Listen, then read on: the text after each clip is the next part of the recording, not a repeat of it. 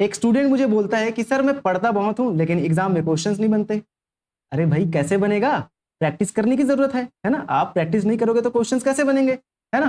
तो इन्हीं चिंताओं को दूर करने के लिए सुदेश सर बायोलॉजी में आने आपके लिए बहुत सारे प्रैक्टिस सेशन यहाँ पर लाए जा रहे हैं और ये हमारा एमसीक्यू बायोलॉजी प्रैक्टिस सेशन का दूसरा पार्ट है। आपके प्रयोगशाला तकनीशियन का जो एग्जाम होने वाला है 29 सितंबर को, इसके लिए बहुत सारे बायोलॉजी के प्रैक्टिस क्वेश्चन यहाँ पर मिलने वाले हैं। तो अभी चैनल को सब्सक्राइब कर लें, ठीक है। याद रखना परीक्षा में प्रश्न यहीं से ही आएगा, ठीक है। चलो स्टार्ट करते हैं, लेकिन उससे पहले अगर आपने मेगा टेस्ट सीरीज नहीं लिया है प्रयोगशाला तकनीशियन के लिए तो अभी जाकर ले लें, ऑफर अभी भी आपका वेट कर रहा है, ठीक है। 6261144902 में आप कॉल कर सकते हैं या lifesciencetutorial.com में जाकर भी टेस्ट सीरीज ले सकते हैं। और सुदेश सर बायोलॉजी का टेलीग्राम चैनल जिसका लिंक डिस्क्रिप्शन में दिया हुआ है, अभी जाकर ज्वाइन कर ले, वहां से भी आपको बहुत सारे अपडेट्स मिल जाएंगे, ठीक है। और lifesciencetutorial.com में आपको हमारे जो पेड कोर्स हैं उनकी जानकारी मिल जाएगी, ठीक है। सुदेश सर बायोलॉजी को अभी आप सब्सक्राइब कर लो। चलो स्टार्ट करते हैं आज का पहला question. Which of the following is the first stable product of the Calvin cycle in C3 plant. C3 पौधों में केल्विन चक्र का पहला स्थिर उत्पाद कौन सा है।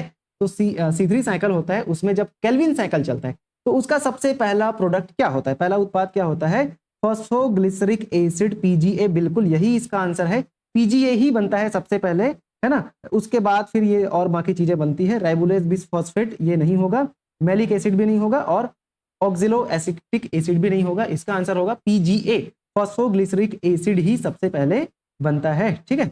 चलो फिर सेकंड क्वेश्चन की बात करेंगे। Which is not correct pair of enzyme and it's substrate. ठीक है, यहां पर कौन सा एंजाइम और उसका सबस्ट्रेट का सही जोड़ा नहीं है। बहुत इजी क्वेश्चन है। ट्रिप्सिन क्या प्रोटीन का डाइजेशन करवाता है, बिल्कुल ट्रिप्सिन प्रोटीन का डाइजेशन करवाता है। लाइपेज, बिल्कुल लाइपेज का डाइजेशन करवाता है, क्या करता है, लिपिड को इमल्सिफाइड फैट में तोड़ देता है, ठीक है। एमाइलेज, ये गलत लग रहा है भाई, क्योंकि एमाइलेज क्या करता है, एमाइलेज तो कार्बोहाइड्रेट का डाइजेशन करवाता है ना। हमारे माउथ में, हमारे सलाइवा में एमाइलेज प्रेजेंट होता है और ये क्या करता है, कार्बोहाइड्रेट का डाइजेशन करवाता है, ठीक है ना। इसीलिए ये आंसर इसका गलत है, मतलब यही इसका आंसर होगा, क्योंकि यहां पर पूछा गया है कौन सा सही करेक्ट मैच नहीं है, तो यही करेक्ट मैच नहीं है। पेप्सिन तो बिल्कुल प्रोटीन का डाइजेशन करवाता है, ये सही हो जाएगा। क्वेश्चन नंबर थर्ड की बात करेंगे तो the blood group with no antigen on the red blood cell, RBC में इनमें से कौन सा जो ब्लड ग्रुप है उसके पास में एंटीजन नहीं पाया जाता है, ठीक है। लाल रक्त कोशिकाओं पर कोई एंटीजन नहीं होने वाला रक्त समूह कौन सा है, तो इसका आंसर हो जाता है क्या, ओ के पास में कोई भी एंटीजन नहीं होता और AB के पास में कोई भी एंटीबॉडी नहीं होता है। चलो इसका आंसर लेकिन O हो जाएगा, ठीक है, D। चलो fourth question, which hormone triggers ovulation in the female reproductive cycle. कौन सा हार्मोन महिला प्रजनन चक्र में ओव्यूलेशन को प्रेरित करता है, ठीक है। ओवरी से ओव्यूल का जो निकलना या एग का निकलने का जो प्रोसेस है उसको ओव्यूलेशन बोलते हैं, है ना। तो इसको कौन स्टिमुलेट करता है, कौन उत्तेजित करता है, कौन प्रेरित करता है, इसका आंसर हो जाता है क्या, LH, ल्यूटिनाइजिंग हार्मोन इसका आंसर हो जाएगा, ठीक है। चलो फिफ्थ क्वेश्चन की बात करेंगे। Which gas is most effective in fruit ripening, फल पकने में सबसे प्रभावी गैस कौन सी है ना। फल को पकाने के लिए सबसे प्रभावी गैस कौन सी होती है, इथिलीन या कार्बन डाइऑक्साइड या ऑक्सीजन या मीथेन। भाई ऑक्सीजन कार्बन डाइऑक्साइड बिल्कुल नहीं होगा, मीथेन भी नहीं होगा, लेकिन इथिलीन। आपके घर में कभी भी आपने देखा होगा जब पकाया जाता है फ्रूट को तो एक लिक्विड लाते हैं, डिब्बे में आता है इथिलीन, उसी को ही पानी में घोल के फिर जब फ्रूट को वहां से डुबा के निकाले तो 2-3 दिन में वो फ्रूट पक जाता है, तो वो है क्या, इथिलीन है। लिक्विड फॉर्म पे भी आता है, गैस फॉर्म पे भी आता है, ठीक है। चलो सिक्स्थ क्वेश्चन की बात करेंगे। Which of the following is not a part of the lac operon in prokaryotes, ठीक है। लैक ओपेरॉन क्या होता है, operon is a combination of genes, ठीक है, बहुत सारे जीन्स का कॉम्बिनेशन होता है जो मेटाबॉलिज्म को कंट्रोल करता है, लैक्टोज मेटाबॉलिज्म, ठीक है। लैक्टोज के मेटाबॉलिज्म को क्या करता है, रेगुलेट करने वाला कॉम्बिनेशन ऑफ जीन होता है। कैसे होता है ये, यहां पर इस तरीके से क्या होगा, सबसे पहले प्रमोटर, फिर ऑपरेटर, फिर 3 जीन होगा, ZYA, ठीक है। ये जो Z जीन है ये क्या करता है, बीटा गैलेक्टोसाइडेज प्रोटीन बनाता है, और Y जीन जो है वो परमिएज, और A जीन जो है वो क्या बनाता है, ट्रांस एसिटाइलेज बनाता है, ठीक है। इसको क्या बोलते हैं, स्ट्रक्चरल जीन बोलते हैं, स्ट्रक्चरल जीन, ठीक है। तो 3 स्ट्रक्चरल जीन प्रेजेंट होते हैं और प्रमोटर भी होता है, ऑपरेटर होता है। लेकिन यहाँ पर अच्छा रिप्रेसर भी होता है, यहाँ पर आई जीन होता है जो कि रिप्रेसर प्रोटीन बनाता है, रिप्रेसर भी होता है, लेकिन एक्सॉन नहीं होता है। तो भाई प्रमोटर होता है, ऑपरेटर होता है और रिप्रेसर भी होता है, लेकिन एक्सॉन नहीं होता है, ठीक है, एक्सॉन नहीं होता है। कहां पर, लैक ऑपेरॉन में, ठीक है। चलो अब आगे बढ़ेंगे, 7th क्वेश्चन की बात करते हैं। In the context of Hardy Weinberg equilibrium with what is the frequency of recessive allele in if the frequency of the dominant allele is 0.8।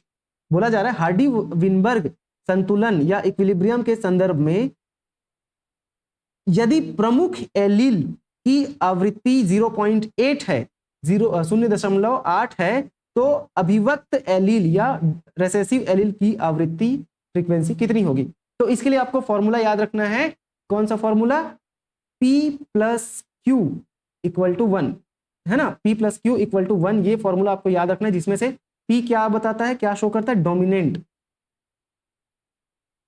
Dominant allele को शो करेगा, Q रेसेसिव एलील को show करता है ना। तो भाई यहां पर दिया क्या गया है, डोमिनेंट वाले का दिया गया है 0.8 जो है डोमिनेंट एलील के लिए है ना, ये डोमिनेंट एलील इज 0.8, तो 0.8 plus Q is equal to क्या हो जाएगा 1। तो भाई अब ये जो 0.8 है उसको इधर भेज देंगे तो क्या हो जाएगा, Q is equal to 1 minus 0.8, तो क्या आ जाएगा इसका आंसर 0.2, इसका आंसर हो जाता है 0.2, ठीक है। ये फॉर्मूला याद रखेंगे, इस तरीके का क्वेश्चन बहुत पूछा जाता है, ठीक है। चलो 8th नंबर की बात करेंगे, which one of the following statement is true for genetic drift. Genetic drift निम्नलिखित में से कौन सा कथन आनुवंशिक बहाव के लिए सही है। तो it operates in large population, क्या ये सही है। It leads to random changes in allele frequency, क्या ये सही है। या in the it increases genetic variation, ठीक है, यह आनुवंशिकी विविधता को बढ़ाता है, या it leads to gene flow. तो इसका आंसर क्या हो जाएगा, इसका आंसर हो जाता है क्या, it leads to random changes in allele frequency, यह एलील आवृत्ति में क्या चेंज करता है, यादृच्छिक परिवर्तन या रैंडम चेंज करता है, ठीक है। कौन, जेनेटिक ड्रिफ्ट। जेनेटिक ड्रिफ्ट में बेसिकली क्या होता है, रैंडम चेंजेस आ जाता है, किसमें, जीन या एलील की फ्रीक्वेंसी में रैंडम चेंजेस आ जाता है, ठीक है। इसी को ही क्या बोलते हैं, जेनेटिक ड्रिफ्ट बोलते हैं। चलो 9th question, which of the following bacteria helps in nitrogen fixation in leguminous plant. बहुत ही ज्यादा इजी क्वेश्चन है, हम लोग इसको 9th 10th I think 8th से भी पढ़ते आ रहे हैं, ठीक है, 8th से। तो निम्नलिखित में से कौन सा बैक्टीरिया दलहनी पौधों में नाइट्रोजन स्थिरीकरण में मदद करता है, ठीक है, कौन सा बैक्टीरिया, तो राइजोबियम, बहुत इंपॉर्टेंट है ये, और काफी इजी क्वेश्चन है, बहुत पहले से सुनते आ रहे हैं। जितने भी दाल वाली पौधे होती है उनके जड़ों में गांठें पाई जाती है, नोड्यूल्स पाए जाते हैं, है ना। जो लेग्यूमिनस प्लांट्स होते हैं उनके रूट में लेग्यूम्स पाए जाते हैं, है ना, रूट्स में नोड्यूल पाए जाते हैं। तो उन्हीं नोड्यूल में कौन सा बैक्टीरिया प्रेजेंट होता है, राइजोबियम बैक्टीरिया प्रेजेंट होता है, जो कि क्या करता है, नाइट्रोजन फिक्सेशन करता है। चलो आगे बढ़ते हैं अब लास्ट क्वेश्चन की तरफ। In a DNA molecule the ratio of adenine and thymine is 1:1, what would be the ratio of guanine to cytosine, ठीक है। एक डीएनए अणु में एडेनिन और थाइमिन का अनुपात 1:1 है, तो गुआनिन और साइटोसिन का अनुपात क्या होगा। तो इसको आप कैसे बता सकते हैं भाई, एक साइंटिस्ट थे हमारे चारगॉफ, इन्होंने क्या बताया था कि डीएनए में जो प्यूरिन होता है और जो पिरिमिडिन होता है, इसका जो अनुपात होता है वो बराबर होता है, मतलब जितने प्यूरिन्स उतने पिरिमिडिन। तो भाई प्यूरिन में कौन कौन आते हैं, एडेनिन आते हैं और गुआनिन आते हैं, और एडेनिन से कौन जुड़ता है, थाइमिन, गुआनिन से कौन जुड़ता है साइटोसिन। और बॉन्ड कितने होते हैं, एडेनिन और थाइमिन के बीच में 2 हाइड्रोजन बॉन्ड, और गुआनिन साइटोसिन के बीच में 3 हाइड्रोजन बॉन्ड होते हैं, ठीक है। ये इन्होंने बताया था चारगॉफ रूल ने कि प्यूरिन और पिरिमिडिन दोनों बराबर, तो जितने एडेनिन होंगे उतने ही थाइमिन होंगे, ठीक है, जितने एडेनिन होंगे उतने ही थाइमिन होंगे। यहां पर क्वेश्चन में भी वही दिया गया है, एडेनिन एंड थाइमिन 1:1 है। तो वैसे ही जितने गुआनिन है उतने ही तो साइटोसिन भी होंगे, चारगॉफ रूल यही बोलता है कि जितने प्यूरिन उतने ही पिरिमिडिन होते हैं। तो इसके अनुसार गुआनिन और साइटोसिन का अनुपात भी सेम होगा, 1:1 इसका आंसर, सॉरी ये नहीं, ये सी आ जाएगा इसका आंसर, 1:1 इसका आंसर हो जाता है। ठीक है, तो चलो भाई, ये 10 के 10 क्वेश्चन बहुत इंपॉर्टेंट है। मैं आशा करता हूं आप सभी के कॉन्सेप्ट क्लियर हुए होंगे इस कॉन्सेप्ट से। आप एक बार और देख ले, अगर समझ नहीं आया है तो आने वाले दिनों में आपको और बहुत सारे PYQ MCQ क्वेश्चंस इंपॉर्टेंट करवाया जाएगा।